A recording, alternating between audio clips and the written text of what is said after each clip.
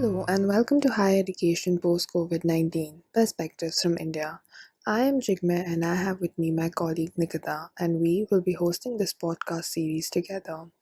In this 7-part podcast series, we will be providing you with a glimpse of the impact of the pandemic on the higher education sector in India by providing the youth of the country with the opportunity to share their stories and the challenges that they have faced with us. We want to present to you the reality on ground.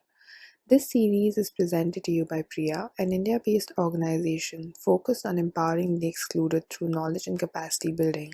As an organization, PRIA has had a long history of working in the space of education and hosts the UNESCO Chair in Community Based Research and Social Responsibility in Higher Education. India has the third largest higher education sector in the world. The University Grants Commission has over 1,000 universities and about 42,000 colleges, catering to nearly 37 million students and 2 million staff coming from diverse backgrounds.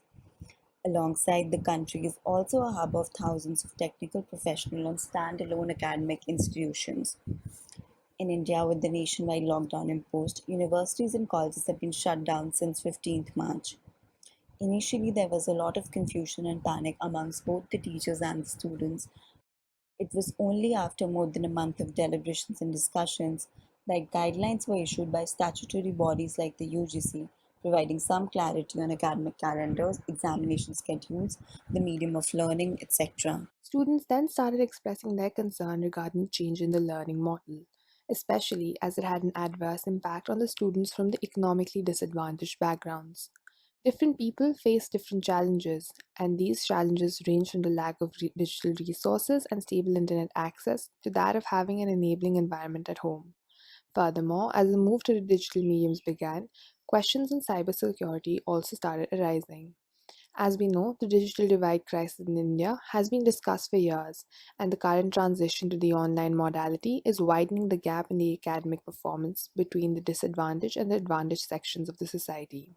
It's now day 80 since the shutdown in India. More than 285 million young learners have been affected by discontinuity in their learning. This is a serious matter of concern and one which will have an even larger impact in the long term. Students, policy implementers, civil society organizations, and everyone in the academic sector needs to come together and think of ways in which education can be made both accessible and available to everyone, even if situation like this arises ever again in the future. In the upcoming podcast, we will be having conversations with you to learn about the challenges faced by them and what they believe needs to change in the future.